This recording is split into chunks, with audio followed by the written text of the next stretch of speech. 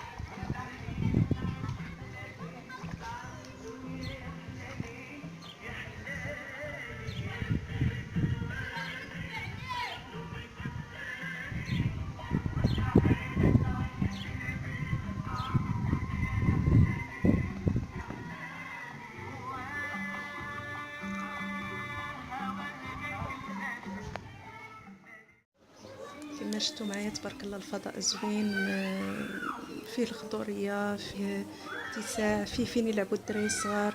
هادو بيوت هما تيتكراو بيوت بلديين، اللي ما بغاش يجلس في الكرسي بحال هكا يكري البيت ب30 درهم يجلس فيه النهار كامل. بيت ب30 درهم يعني جلسه بلديه وحده الطبيعه. ولكن الصراحه هادشي غزال عندهم.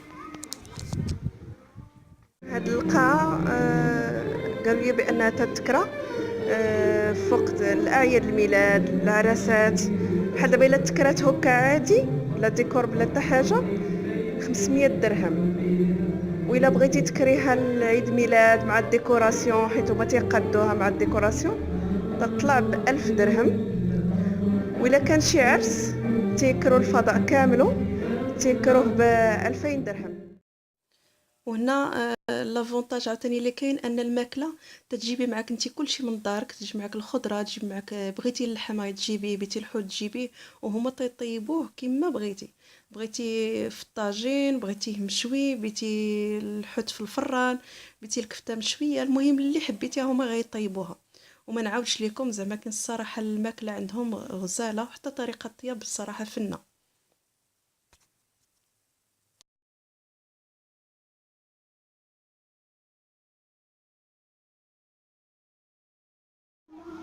على بين ما يوجد الغدا ديالنا ان شاء الله نشربوا بعدا واحد الكويس تاع اتاي مشحر باللويزه. ما كاين ما احسن انك تشربي اتاي وسط الطبيعه. مرحبا بكم.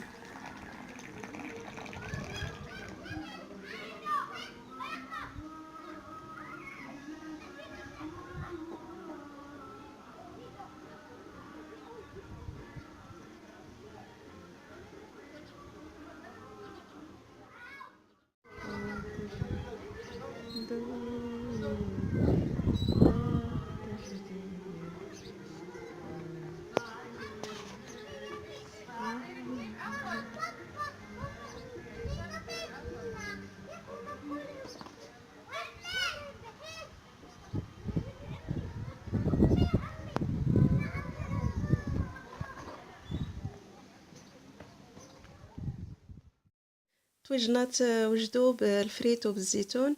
غنتغداو ان شاء الله ومن بعد غنمشيو عند بلاصه النعام حيت قالوا لنا غير قريبه من هنا.